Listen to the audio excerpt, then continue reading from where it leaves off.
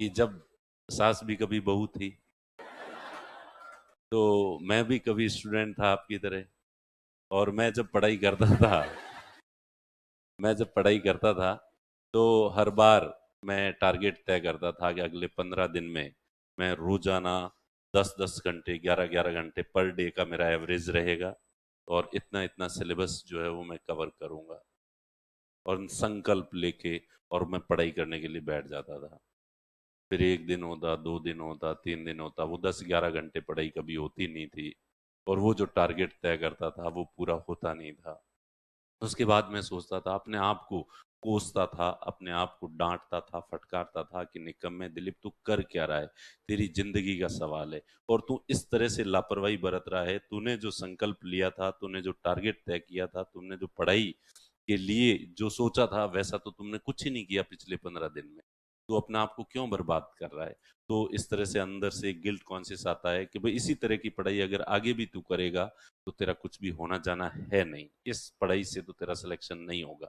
तो और मैं जानते बूझते, ये बात मुझे पता है, फिर भी मैं पढ़ाई नहीं कर रहा हूँ। मैं सीरियस क्यों नहीं हूँ? इस हिसाब से तो अगर मुझे बोरिया बिस्तर पैक करके घर चले जाना चाहिए, क्योंकि घर वालों की गाड़े पसीने की जो कमाई है उसको मैं यहाँ बर्बाद कर रहा हूँ। मेरी जिंदगी के जो बेशकीमती समय है उसको मैं बर्बाद कर रहा हूँ, इसलिए मुझे घर चले जाना चाहिए। लेकिन फिर अंदर से एक आवाज आती है कि नहीं, अगली बार मैं अगले 15 दिन में रोजाना 10-10 घंटे पढ़ूंगा। ये जो नया टारगेट तय करूंगा ये तो पूरा करूंगा ही करूंगा। पिछला वाला जो टारगेट रह गया था उसको भी इस 15 दिन में मैं कवर करूंगा, और नए संकल्प के साथ। और अगर अगले 15 दिन में मैं मेरा टारगेट पूरा नहीं करूं और अच्छे से पढ़ाई नहीं करूं, तो मैं पक्का ही बोरिया बिस्तर पैक करके और घर चला जाऊंगा, और ये लाइन ही छोड़ दूंगा। और फिर मैं वापस नए संकल्प के साथ, नए एनर्जी के साथ मैं फिर पढ़ने बैठता था। और फिर वही 15 दिन जब कंप्लीट होते थे, वही डाक के 3 बात होते थे। फिर मैं अपने आप को कोसता था, अपने आप को डांटता फटकारता था, गालियां देता था। और फिर अंदर से एक आशा अमर धन है, मारवाड़ी में कहावत है, आशा अमर धन है। उम्मीद एक ऐसा धन है जो कभी खत्म नहीं होता, हर आदमी के पास होता है वो, और हर आदमी अपनी पूरी जिंदगी उसी के सहारे जो है वो बिता लेता है। तो फिर मैं वो सोचता कि नहीं, अब इस बार नहीं पढ़ पाया, लेकिन अगले 15 दिन में मैं पक्का ही पढ़ूंगा, और फिर नया टारगेट जो है तय करता था, फिर नए संकल्प के साथ फिर बैठता था। फिर वो 15 दिन होते थे, फिर वही ढाक के 3 बार। फिर अगली बार सोचता इस बार तो फाइनल है, अगर इस बार ढंग से नहीं पढ़ा तो मैं पक्का ही बोरिया बिस्तर पैक करके घर चला जाऊंगा। लेकिन फिर 15 दिन होते थे, और मैं इतना गिल्ट से, अफसोस से मर रहा होता था कि धरती जगह दे और मैं उसमें समाहित हो जाऊं।